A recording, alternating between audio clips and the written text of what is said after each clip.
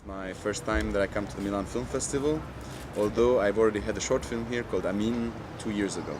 It's really, really nice because it's an audience festival and the people are really had a very, very warm welcome for the film that we had yesterday.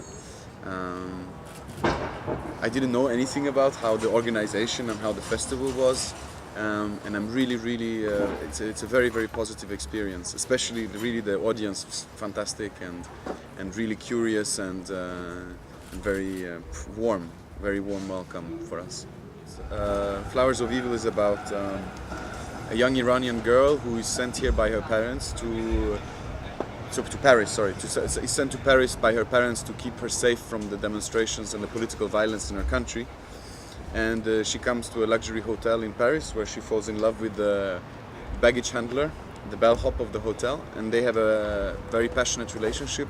But at the same time, she keeps contact with what's going on in her country through the internet and through YouTube and Facebook. So she cannot completely let herself go in this relationship because she has a bad conscience of not being with her friends in Iran to fight for freedom. So the film was born from I was watching when I was following kind of the elections in Iran, and then I was watching all these videos that the Iranians put on the internet where the demonstrators were doing the job of the journalists because the journalists were confined to their hotels. They couldn't really document for us what was going on, and so the Iranians themselves put themselves in a journalistic perspective. They were documenting, filming, and uploading their videos on the internet, but also they were using Facebook and Twitter and other social medias to organize and to spread information about what was going on. And I was very, very impressed by the innovation and the avant-garde of this youth, which we don't know so much about because we have many people in Europe have a strange vision about Iran and this. It's like the country of the mullahs and stuff, but it's a very, very modern society with a very young population, which are all educated, university. They know the music we listen to, they see the movies we see, and they really showed us, for me, in a way, what internet can be as a tool for social change.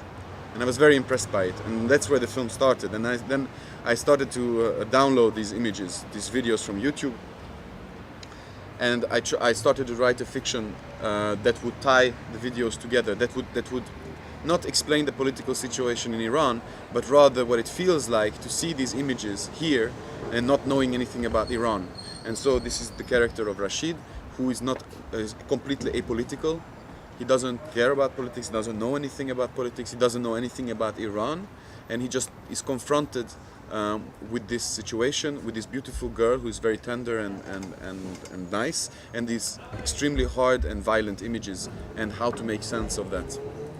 C'était vraiment une bonne expérience parce que comme je l'ai dit, comme j'avais pas fait de aucun cours, j'avais vraiment besoin d'apprendre très vite, rester juste.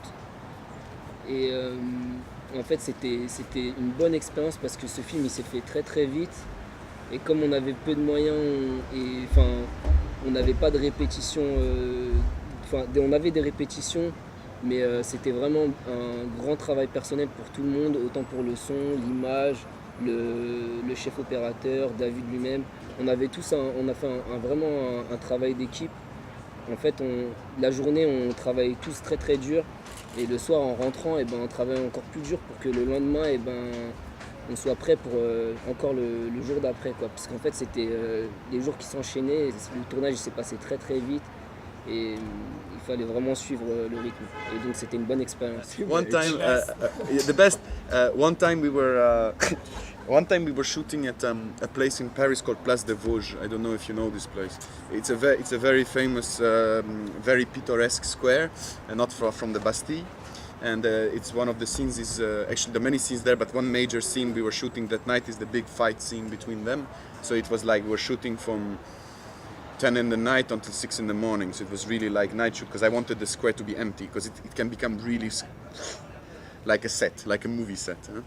And the girl who was doing the locations, she had made soup because they didn't have so much money. Yeah? So she made a big soup for us.